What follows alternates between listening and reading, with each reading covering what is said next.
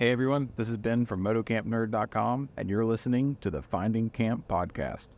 More than ever, people are getting on a motorcycle and going camping.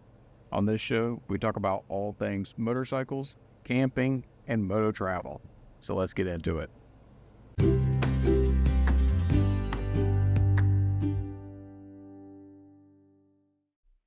Camping is what you make of it. And there's a lot of people out there who will share their opinion that camping has to be a certain way or you have to have a particular setup. And I just want to get this out of the way right here, up front, right now. There is no best setup.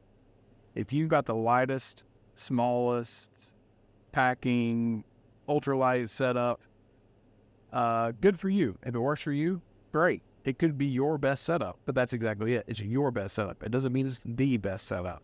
And the same thing that goes for the rider or the camper who's got everything in the kitchen sink. I'm looking in the mirror because I bring a lot of crap with me because that's the way I like to camp.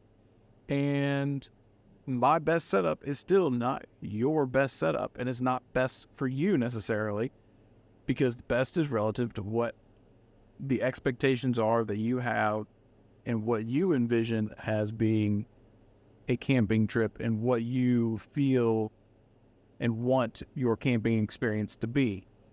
Again, camping is what you make of it. And there really is no wrong way to go camping. I mean, even if you're in a car, a van, a truck, on a motorcycle, backpacking, in an RV, in a trailer, it's everybody's own rendition of what they feel camping is. And I'm not here to judge, and neither should you. Nobody should be judging anybody on what they're doing and how they do things, because everybody's living their life, right?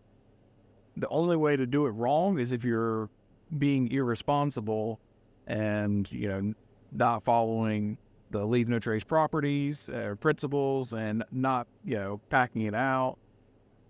And so I wanted to get that out of the way first, especially for new people coming in to the camping scene, no matter what type of camping you're doing, especially motorcycle camping, because there's so many people out there. I don't want to call people gatekeepers, but they're very opinionated people that are pushing their opinions and saying that they're the best and you can only do it this way, online and in person. And I'm here to set it straight and hopefully guide people in the right way, and hopefully people will follow my suit, especially if you're on one extreme to the other. If you're one who packs ultralight, or if you're one who packs extra heavy and takes everything with you, bringing new people into the sport, make sure that you're sharing your setup and explaining the pros and cons and seeing both sides of the table. I'm intrigued by the ultralight setups. I know when you go ultralight, you are sacrificing a little bit of your comfort, but some people don't necessarily think that's a bad thing, and their expectation of camping means that you have to be uncomfortable, which is completely untrue.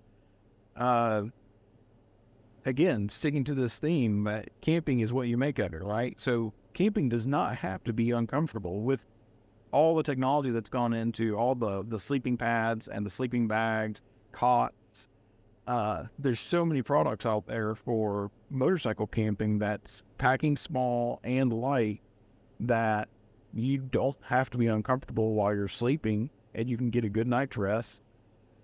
And the other, side of being uncomfortable while camping would be necessarily, being outside, bugs, weather. And again, you get to choose where you're going, right? You're making this camping trip. So if you decide that you're going to go up in the mountains and it's going to be colder in the mountains than it is down in the foothills, you have this idea that, hey, it's going to be cooler, right? And versus if you're going somewhere in the desert that may be really hot during the day and cold at night, you've got to set these, not necessarily, I don't want to say set the expectations, because then you're setting yourself up for failure in a way. But realizing where you're going, so that way you are setting the tone for your camping trip, right? If it rains, is it going to be uncomfortable? You may get stuck inside the tent, but if you're on a motorcycle and you're hopping from one area to the other, then you just pack up your tent and you just ride to the next area. Hopefully the area you go to, you'll ride through some rain and you'll get to an area where it's not raining. I mean, it's kind of the joy of being on a motorcycle while we're camping, is because we get to pick up and go different areas. It's not like backpacking where you're in one area and you just get to walk 5 to 10 miles. On a motorcycle, you can cover 50 miles in an hour and go from one region to another almost. So the uncomfortable part about camping, again, is how you set yourself up, and looking into, I guess, what you want to do and what you want your vision of camping to be.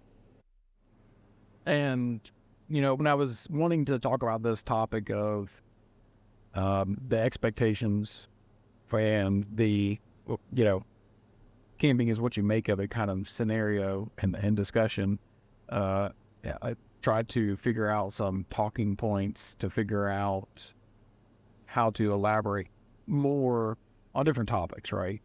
And coming up with a variation of topics that are controversial and sort of camping myths as well, came about in my research, trying to figure out, like I said, an outline for this episode for the podcast. Now, this is completely unscripted. I do have I've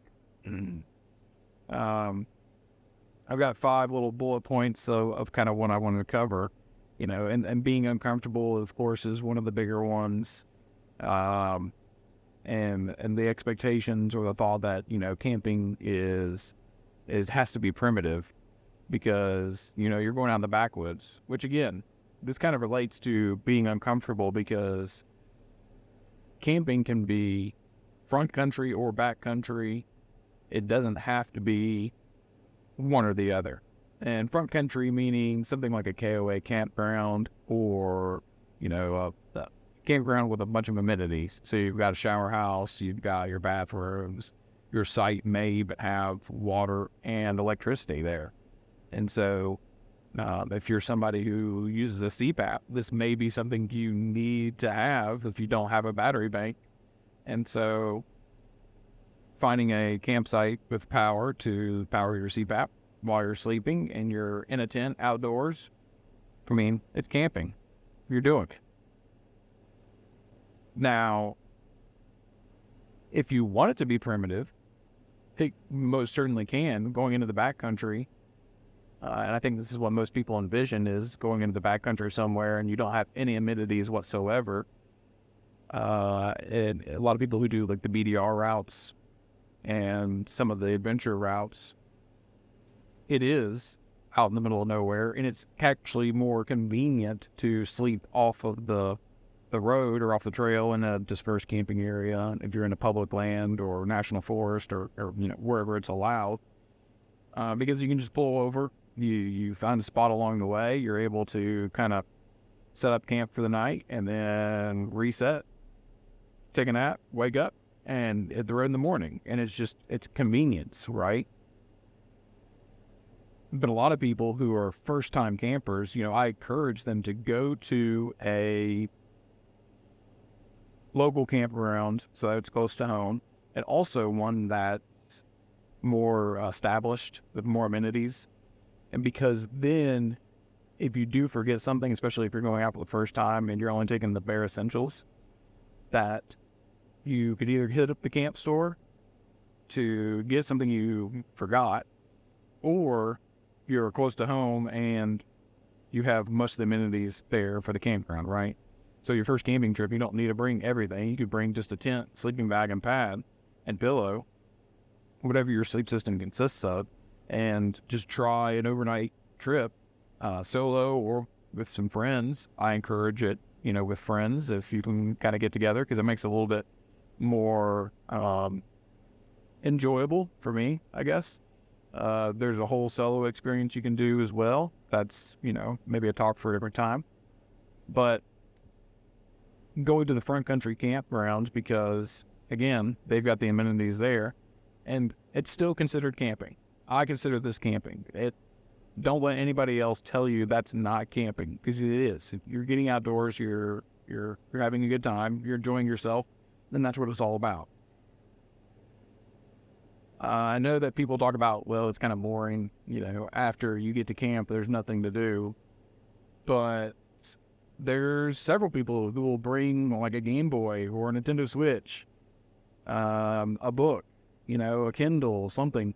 Like, you don't have to disconnect from technology completely to be camping. Now, for me personally, we do a lot of more riding to camping, which is, riding to enjoy the outdoors, versus camping to ride, which would be something like doing a BDR, where you're trying to camp to facilitate more riding. For me, it's very relaxing. It's my zen. And, working all the time, when we go out camping, I pretty much disconnect from everybody and everything. And I'm in the moment with my wife, and friends go with us. I'm with them, and we're just enjoying being there with each other and existing and having a good time. Other people who do like to go solo, they like being alone. They like having their alone time, because it could be zen for them. It could be a way to decompress. Yeah. So camping is what you make of it. You can bring electronics. You can bring all this other stuff. You can bring a book. You can bring whatever you want. Whatever you envision and whatever you think would be fun to do it. And I know the other point of going out, people talking about, getting the best gear ever. And I know at Moto Camp Nerd, we sell kind of premium gear, but you don't have to have premium gear to go motorcycle camping either, because when I first started camping, I had a what's the Walmart brand? Azure Trails small tent. I had the dense foam core pad. I had a stove that I made out of the tin cans to make like a penny alcohol style stove. And, that's all really cheap stuff, I really believe that you have to find value in each segment, in each category, I do encourage people to spend more money up front to get a good sleep system, because you are sleeping on the ground, and it does matter. But there are products out there that are not as expensive, that are still comfortable, and they get the job done, right? And so if you're only camping once or twice a year, do you really need to spend $200 to $250 on a sleeping pad? No, not really. You can spend $50 on something from Amazon, and it may get you through the night. Now, this is going to kind of go back into the comfortable part, because we've been to several shows and rallies where people who thought that camping was just supposed to be uncomfortable, and they just lived with terrible, sleeping pads or whatever. But with technology and, making better pads, people have been able to, I've had a lot of people come to me and tell me the next day after buying a pad at a rally, and they said that was the best night's sleep they've ever had camping, period.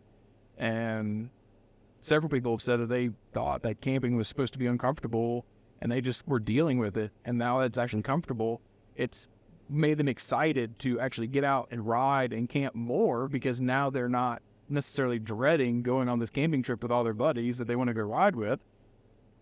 They still want to ride, and they still want to kind of have that camping experience, but they were miserable because they were sleeping at night, and they were sleeping bad. So weighing your options, There's a lot of people out there that think that because camping is supposed to be cheap. And again, camping can be, sticking to the theme here, camping is what you make of it, right? So it could be really cheap. It could be very expensive. It could be somewhere in the middle. And finding your balance, and you can, slowly build your kit up as you see. We're on the store, so of course we have access to a lot of the products, but a lot of the products are higher end stuff, and there are some items that are really stupid cheap. I still use my helmet bag for my laundry bag because I don't need to buy a $30 stuff sack or $20 stuff sack, really, or any dollar stuff sack at that point, because I have a perfectly good helmet bag here that holds my laundry, and if it gets nasty dirty, it's cloth. I can reuse it. I can throw it in the washing machine. It's perfect. So for me, I don't see value in spending the money on that. And I feel like that is also a learn as you go kind of thing, because as you start camping more, if you are camping, 6 months out of the year, or you're doing riding trips for 3 or 4 weeks at a time, or you're going out every single weekend, that you will see value in a better product than something that's cheaper. But if your expectation is that camping is supposed to be uncomfortable, and you know what, I'm not going to use the word expectation, I should say, if you want camping to be uncomfortable because that's what you want camping to be, and you aren't necessarily 100% comfortable on your pad because that's the way you want it, then that's the way it is. And I totally did not mean to get off on a tangent about camping gear, specifically pads and all that, but I did want to elaborate on it, so that anybody who is listening whose camping experience is somewhat not so comfortable, there's ways to make it comfortable. Like, it really is what you make of it, and that may come at a cost, and it may not. So finding out what works best for you is the key. Trial and error.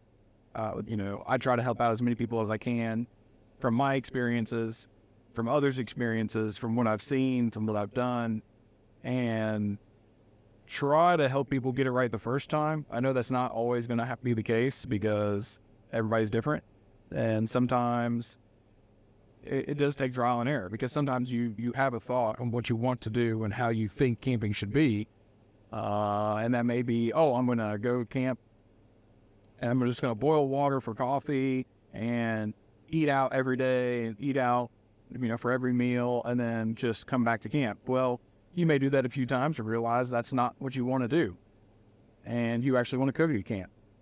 We do that a lot. We'll go to the grocery store on the way to the campground and pick up, if we're riding all day, we'll pick up dinner and breakfast food, and we'll cook a somewhat elaborate meal. It could be something from, steak and chicken or pork chops, and then we'll usually pick up some fresh vegetables that we can saute. But we do all that at camp, and that way we can kind of eat on the healthier side. We're not eating out all the time, and it gives us something to do at camp as well. That's again kind of going back to the Zen thing for us, being in the moment, enjoying it, and cooking. Some people just hate it. Some people don't like to cook at camp because you have the cleanup afterwards, and I guess if you got that. If you don't have the mindset for it, and I guess that's part of it too, is having a certain mindset when you're going into it. If you have an open mindset and you're just willing to try anything and everything, great, because then you can kind of experience and you can really narrow down, and you could be one of the people that say, hey, I've done it before, and this sucks cooking at camp because I got to clean up everything afterwards, and it's a pain in the ass. And that may be true. For us, it's not a big deal. We eat, we clean up. We hang out by the fire, we drink, we play games. It is what it is. Now, on the flip side, like I said, if you're one that finds out that you don't like to cook at camp because that's a lot of work and a lot to it, and you also have to carry all this extra stuff with you, you may flip your pack size and you're packing around where you are just boiling water for coffee or tea, or you're not taking anything. You are being minimalistic, and you've developed this over time. So again, there is no right or wrong way to do this. It's just getting out there and doing it. And that's what we're here for. We want to facilitate that as much as possible, educate people. And of course, again, whoever's listening, make sure that you're opening this up to others and facilitating that and being encouraging to them and not putting somebody down for the way they're packing, because, they're going to do their thing. I try not to butt into other people's business and try to let them figure it out on their own, but I also like to reach out and say, hey, if you'd like, I can show you how to do this, or, X, Y, Z. Or would you be interested in letting me tell you about this? Some people don't want to hear it, which is fine. Let them do their thing. Some people are really open to suggestions because they have no idea what they're doing. And maybe you'll stumble across somebody who's a solo rider camper who doesn't have anybody to ride the camp with, and they just kind of want to learn the ropes. So we want to be, again, welcoming for everybody into the sport, the industry, the community of motorcycle camping. I kind of got off there for a minute about, from the food part of things, because I know that a lot of people talk about camping food. It has to be like dehydrated meals. And again, you can bring all the dehydrated meals you want. You can eat tuna. I do like Spam. Spam is like, for us, Spam is like a staple for motorcycle camping. That's just something I started eating while motorcycle camping, so it just became that one of those things that's memorable. But you don't have to have all those dehydrated meals either. You can cook a full meal like we do, and you can have, or you can have all the dehydrated freeze-dried meals because they're light and they're fast and they're easy, and, you don't have to carry as much. You don't have to worry about food going bad. So, and I guess the biggest one, too, to finish up with, would be the bike that you have.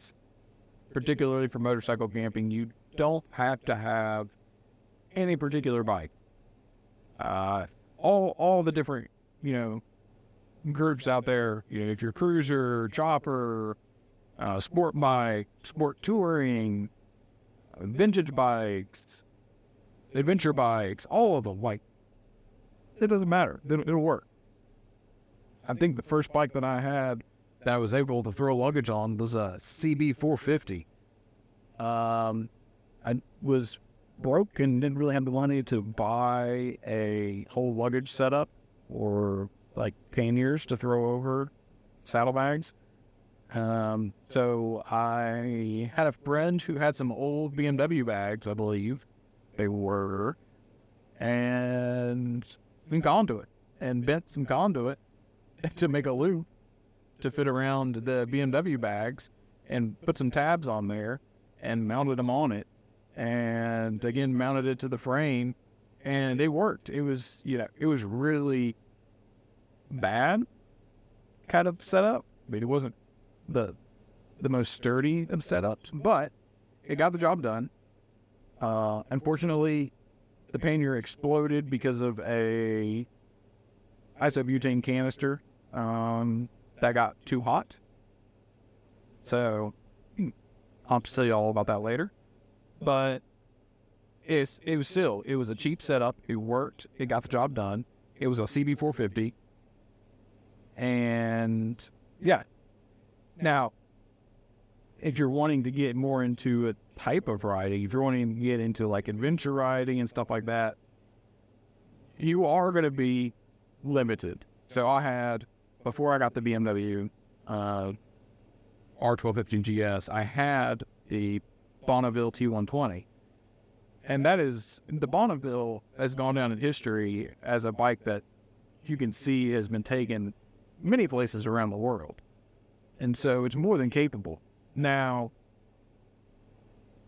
touring the world and going on single track are also two different things. So having the expectations of what you want to do, where you want to go, and what your bike can do is really what you need to focus on. You could put some knobbies or you put some, more aggressive tires on it to get you off-road. But the Bonneville had street tires. I took it down gravel road, dirt roads, and had no problems with it.